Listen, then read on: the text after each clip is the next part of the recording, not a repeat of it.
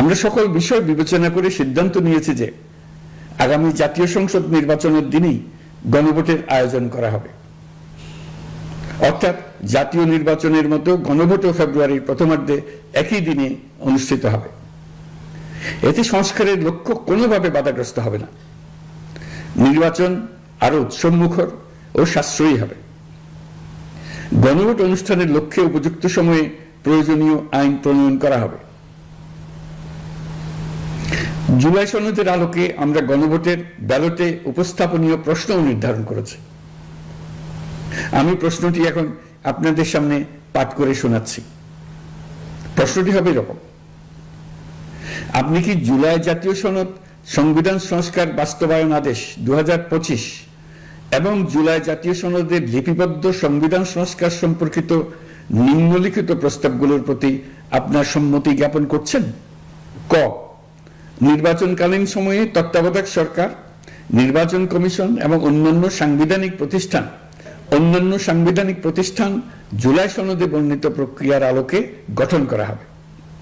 খ, আগামী সংসদ হবে 2 কক্ষ বিশিষ্ট।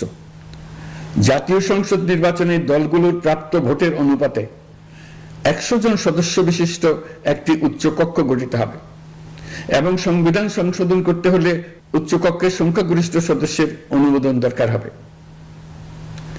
গ, সংসদে নারীর প্রতিনিধি বৃদ্ধি, বিরোধী দল থেকে ডেপুটি স্পিকার ও সংসদীয় কমিটির সভাপতি নির্বাচন, প্রধানমন্ত্রীর মেয়াদ সীমিতকরণ, রাষ্ট্রপতির ক্ষমতা বৃদ্ধি, মৌলিক অধিকার সম্প্রসারণ, বিচার বিভাগের স্বাধীনতা ও স্থানীয় সরকার সহ বিভিন্ন বিষয়ে যে 30টি প্রস্তাবে জুলাই জাতীয় সনদে রাজনৈতিক দলগুলোর ঐকমত্য হয়েছে সেগুলো বাস্তবায়নে আগামী নির্বাচনে বিজয়ী দলগুলো বাধ্য থাকবে।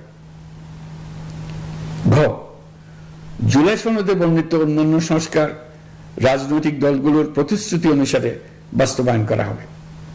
প্রিয় প্রবাসী, আমরা যারা প্রবাসে কাজ করি, পরিশ্রম করি, আমরা সবাই চাই দেশে একটা ঠিকানা হোক, কিন্তু ভয় পাই প্রতারণা হবে কিনা, নিরাপদ কিনা, টাকাটা হারাবে না তো। আজ আমি এমন একটা প্রজেক্ট সম্পর্কে বলবো যেটা এই ভয়টা দূর করে দিয়েছে। তার নাম প্রবাসীর সিটি লিমিটেড। প্রবাসীর সিটি বাংলাদেশের প্রথম স্মার্ট শেয়ার ভিত্তিক রিয়েল এস্টেট প্রজেক্ট। মানে আপনি মাত্র 5 লাখ টাকা বিনিয়োগে 1% শেয়ার কিনতে পারবেন আর 5 বছরে পাবেন দ্বিগুণের বেশি হালাল মুনাফা। তাহলে আর অপেক্ষা কেন? এখনই যোগাযোগ করুন স্ক্রিনে দেওয়া নাম্বারে। প্রবাসীর সিটি লিমিটেড প্রবাসী হেলিকপ্টারের একটি অঙ্গ প্রতিষ্ঠান।